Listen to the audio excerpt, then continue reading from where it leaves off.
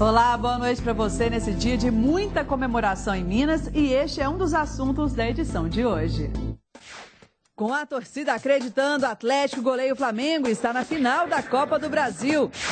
Em jogo dramático e debaixo de chuva, Cruzeiro conquista a sexta final da competição e contra o arquirrival. Torcedores na expectativa, sorteio define clássico no Mineirão com mando celeste. Torcedores presos, flamenguistas e cruzeirenses causam tumulto. E ainda o sequestro relâmpago que quase termina em tragédia, agora no Band Minas.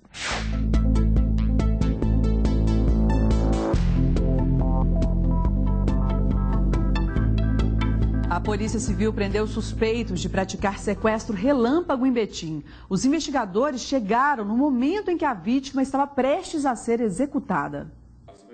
Este empresário de 50 anos escapou da morte por pouco. Ele já estava com as mãos amarradas e ajoelhado à beira de um córrego quando a polícia chegou. Ele foi abordado por suspeitos e sequestrado quando chegava de carro a uma oficina de máquinas em São Joaquim de Bicas, região metropolitana de Belo Horizonte.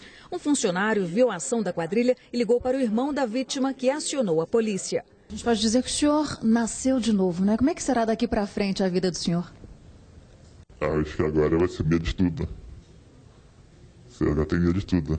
2 dos 5 envolvidos no crime foram presos em um posto de gasolina na cidade vizinha de Betim, onde a vítima mora. Johnny Pereira de Souza Santos, de 20 anos, e Ramon Julian Alves da Cruz, de 19. Os policiais ligaram para o telefone de um terceiro envolvido e seguiram para o bairro Pingo d'Água, em Betim, onde a vítima estava sendo mantida em cativeiro. A equipe foi recebida a tiros pelo desconhecido, que conseguiu fugir. Eles efetuaram disparos de arma de fogo contra os policiais e conseguiram se evadir do local porque os policiais se preocuparam com a vítima, né? A polícia teve acesso à conversa entre 2 suspeitos através de um aplicativo. Eles discutiam sobre a ação criminosa. Ô, mano, nós tá fazendo esse trem tudo errado. Você pega o cara, coloca no carro dele, leva no barraco dele, que tiver um cofre, alguma coisa assim com senha, mano. O cara sabe a senha, entendeu?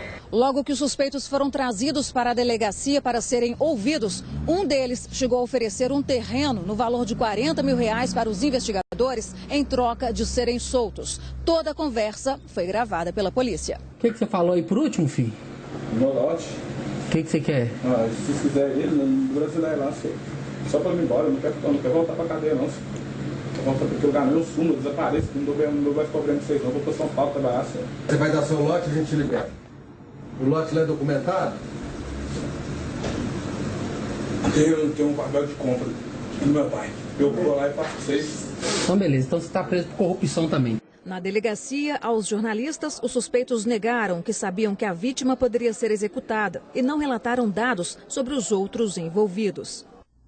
É muita maldade, né? E o terceiro suspeito de cometer esse crime foi preso agora à tarde. Nilton Cardoso Pereira foi encontrado quando traficava cocaína no bairro Brasileia, em Betim. A participação dele nesse sequestro relâmpago será investigada. A polícia segue com as buscas dos outros 2 suspeitos que já foram identificados.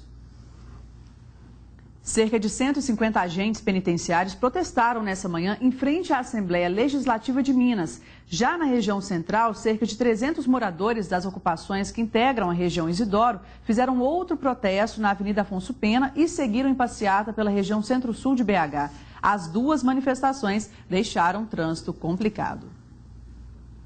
Uma briga na porta do Mineirão antes do jogo entre Atlético e Flamengo resultou na prisão de dezenas de torcedores flamenguistas e cruzeirenses. A briga entre os torcedores teria começado na Avenida Alameda das Palmeiras, próximo à esplanada norte do Mineirão. Os integrantes da torcida organizada jovem do Flamengo eram escoltados pela PM e passaram em meio à torcida atleticana quando começou o tumulto.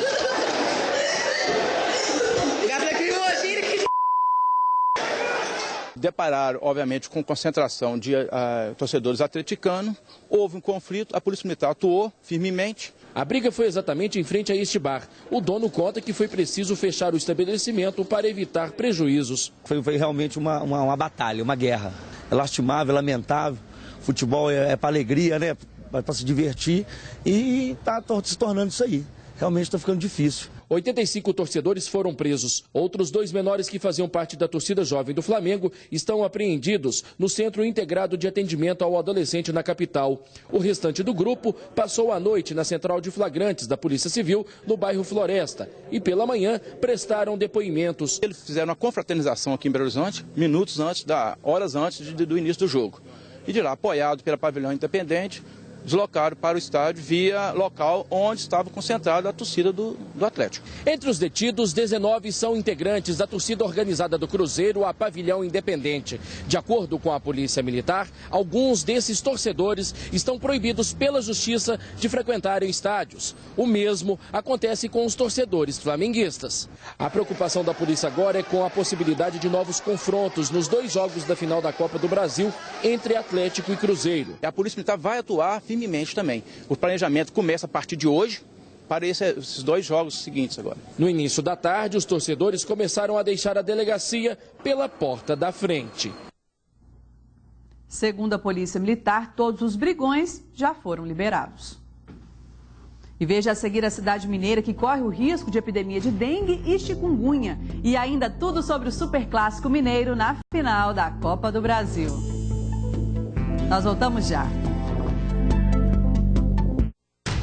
Jornal Band Minas.